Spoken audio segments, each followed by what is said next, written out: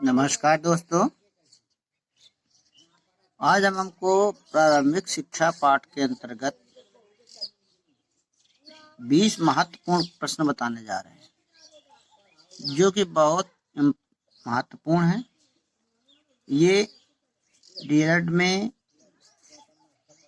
Second semester में है और बीटीसी, बीएड, बीए और यूपीटीटी, सीटीटी और फाइनल एग्जाम के लिए बहुत इम्पोर्टेंट है। ये कई बार क्वेश्चन आए हुए हैं और आने की संभावना है, इसलिए इनको पढ़िए, 2-3 बार सुनेंगे। लिखें चाहे ना लिखें, बनाना चाहे नोट्स बना लीजिए, लिखें चाहे ना लिखें। आप अगर 2-3 बार सुन लेंगे तो आपको याद हो जाएंगे। सुनिए ध्यान से।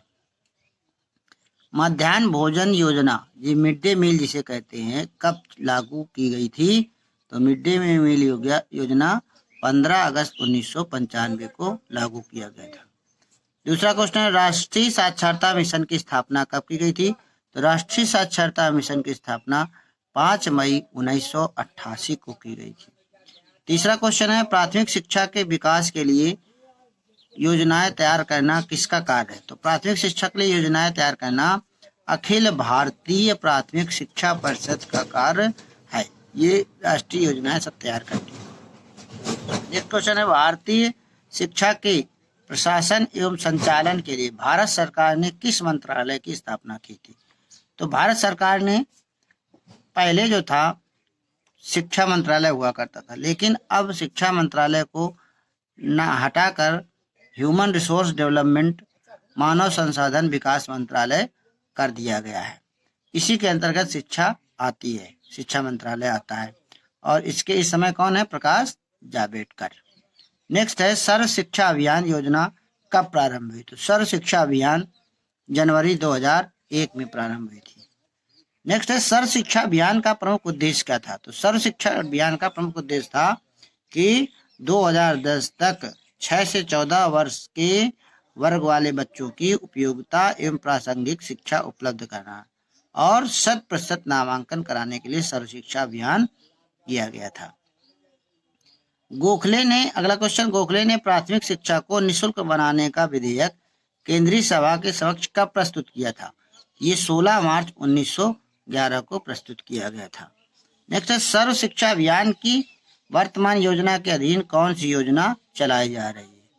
तो ये बहुत ही इंपॉर्टेंट है, NPEGEL ये योजना चलाई जा रही है। NPEGEL योजना क्या है? तो ये प्राथमिक स्तर पर सहायता प्राप्त वंचित पिछड़ी बालिकाओं हेतु अतिरिक्त साधन उपलब्ध कराता है। राष्ट्रीय स्तर की बात है तो इसका पूरा नाम है national programme of education for girls at elementary level. मतलब जो प्राथमिक स्तर, राष्ट्रीय स्तर पर जो प्राथमिक स्तर की जो वंचित लड़कियां हैं उनको शिक्षा प्रदान कराना। नेक्स्ट क्वेश्चन है, NPEGEL योजना कहाँ कहाँ संचालित की जा रही है? तो NPEGEL योजना कहाँ चल रही है? तो ये भारत की जनगणना 2001 के आधार पर जहां महिलाओं की राष्ट्रीय साक्षरता दर कम है उन जिलों और विकास खंडों में ये संचालित की जा रही है।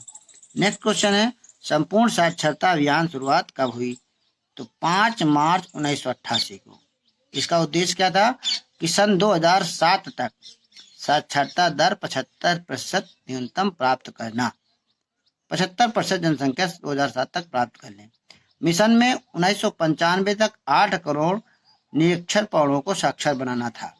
तो पहले 3 करोड़ को 1990 तक था, 5 करोड़ को 1995 तक साक्षर सुनिश्चित करना था। और ये सबसे पहले शुरुआत हुई थी केरल के एर्नाकुलम जिले में। नेक्स्ट क्वेश्चन है, स्कूल चलो अभियान की कब शुरुआत हुई थी? तो ये जुलाई 1996 को शुरुआत हुई थी। इसमें क्या था कि कक्षा 1 से 8 तक के बच्चों को विद्यालय के प्रति आकर्षित करने के लिए अभियान चलाया गया था। इसमें जुलूस तथा पोस्टर लगाए गए थे। SC, ST, OBC वर्ग बच्चों को छात्रवृत्ति की व्यवस्था की गई थी। अंतरराष्ट्रीय बालिका शिक्षा अध्ययन दल ने बालिका शिक्षा की गुणवत्ता बढ़ाने के उपाय बताए थे। नेक्स्ट क्वेश्चन है, सर्व शिक्षा अभियान के घटक कौन कौन से हैं?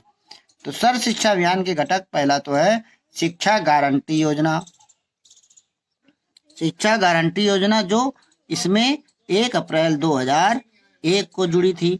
ब्लैक बोर्ड योजना, ऑपरेशन ब्लैक बोर्ड योजना जो 2003 को इसमें जोड़ा गया था। जिला प्राथमिक शिक्षा कार्यक्रम DPEP, district primary education programme, ये 2009 को जोड़ा गया था। ये मतलब ये मत सोचना जी जिला शिक्षा थे, ये बने कभी होंगे लेकिन जोड़े तब गए थे सर्व शिक्षा 2009 को। नेक्स्ट आता है ऑपरेशन ब्लैक बोर्ड योजना के अंतर्गत क्या क्या हुआ था। तो ऑपरेशन ब्लैक बोर्ड योजना के अंतर्गत आवश्यक शिक्षण सामग्री जैसे श्यामपट्ट है, मानचित्र है, चार्ट है, खिलौने हैं और कार्यानुभव SUPW जैसे हसिया, फरुआ, खुरपी इत्यादि के ऊपर सम्मिलित थे। इसके अलावा इसमें क्या था कि 2 बड़े बड़े कमरे हों, इसमें एक बरामदा भी होना चाहिए, लड़के लड़कियों के लिए अलग अलग प्रसाधन की सुविधा होनी चाहिए और कम से कम 2 अध्यापक हों जिसमें एक महिला शिक्षक जरूरी, महिला शिक्षिका जरूरी है। नेक्स्ट है बेसिक शिक्षा के कार्यक्रम पाठ्यक्रम की अवधि। तो बेसिक शिक्षा पाठ्यक्रम की अवधि 7 वर्ष है और इसमें 7 से 14 वर्ष है ना तक निःशुल्क एवं अनिवार्य शिक्षा लागू की गई है। बेसिक शिक्षा योजना को और कई नामों से जानते हैं, बुनियादी शिक्षा योजना, नई तालीम शिक्षा योजना है ना, वर्धा शिक्षा योजना। और इसके मुख्य कौन थे? महात्मा गांधी जी थे। ये कब चालू हुई थी? 1937 में थी। ठीक है ना। अगला है कि DPEP जिला प्रारंभिक शिक्षा कार्यक्रम, डिस्ट्रिक्ट प्राइमरी एजुकेशन प्रोग्राम कब चालू हुआ था? तो सन 1904 में DPEP प्रारंभ किया गया। अपव्यय को कम करके 10% प्राइमरी स्कूल की शैक्षिक उपलब्धि में 25% बढ़ाने तथा सामाजिक दूरी को 5% कम करने के लिए इसका लक्ष्य रखा गया था। नेक्स्ट क्वेश्चन है कि 10+2+3 शिक्षा प्रणाली कब लागू हुई? तो ये 1986 में राष्ट्रीय शिक्षा नीति द्वारा 10+2+3 शिक्षा प्रणाली लागू की गई थी और इसको संस्कृति कोठारी आयोग ने दी थी। राष्ट्रीय शिक्षा नीति 1986 का गठन किसने किया था? तो राष्ट्रीय शिक्षा नीति 1986 का गठन किसके समय हुआ था? ये राजीव गांधी जी के समय हुआ था। तत्कालीन प्रधानमंत्री राजीव गांधी जी थे। नेक्स्ट है राष्ट्रीय शिक्षा नीति की समीक्षा किसने की थी?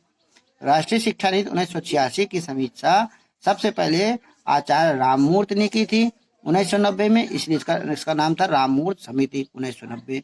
और जनार्दन रेड्डी ने किया था 1992 में, तो इसका समिति का नाम था जनार्दन समिति 1992। और यशपाल ने किया था 1993 में। तो राष्ट्रीय शिक्षा नीति 1986 प्रोग्राम ऑफ एक्शन 1992 के नाम से इसे बोलते हैं। राष्ट्रीय संशोधित शिक्षा नीति 1986-1992 के अध्यक्ष कौन थे? तो ये जनार्दन रेड्डी। वही अभी बताया कि राष्ट्रीय शिक्षा नीति 1986 और प्रोग्राम ऑफ एक्शन 1992। और लास्ट क्वेश्चन है राष्ट्रीय शिक्षा नीति 1986 का कार्यकारी प्रारूप कब प्रकाशित हुआ? तो ये अगस्त 1986 में ये कार्यक्रम इसका प्रारूप पूरा लागू हुआ था। तो ये 20 क्वेश्चन है, आप इनको ध्यान से याद कर लीजिए, 3-4 बार पढ़ेंगे याद हो जाएगा। बहुत बहुत धन्यवाद।